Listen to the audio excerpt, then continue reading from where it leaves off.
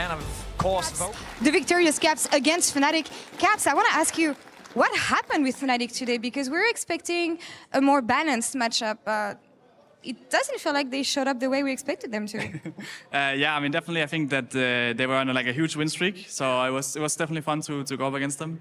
And I'm super happy we pulled out the win. The first game was looking a little scary there at the beginning, but definitely a huge performance from especially Schumann on the Pantheon. I think he really took over the game. So tell me about this game one, though, because it could have gone either way. I'm just wondering how Dylan reacted to that and what kind of pep talks did he give you guys between game one and game two? I think he gave me some warnings that they're probably going to gank mid a lot, and that just be mindful and make sure we like are tracking them well, because then it will be a way better game. And the games too, I think they chose to gank bot a lot. Yeah. But luckily, I think Hans survived a lot of the ganks, and then we scaled quite good into the game. I have some questions about mid lane. First, Mel.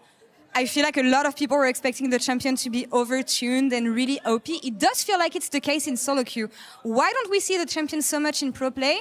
And why isn't it working so much when we see it? Because it's the second time you win against Mel.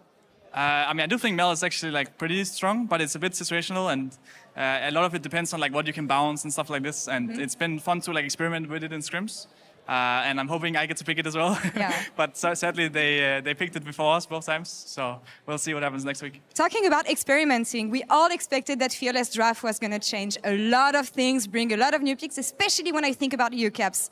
When are these picks coming? When are you going to start cooking? I mean, now we're game five, again, like a best of 5, right? Yeah. And I think especially the later the series, the crazier it probably gets.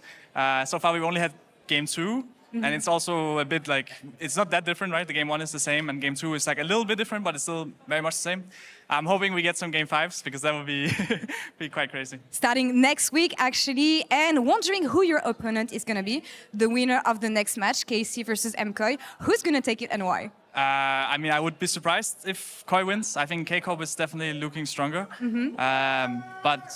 But you never know, right? Maybe maybe Koi is gonna show up with the Fearless. We'll see.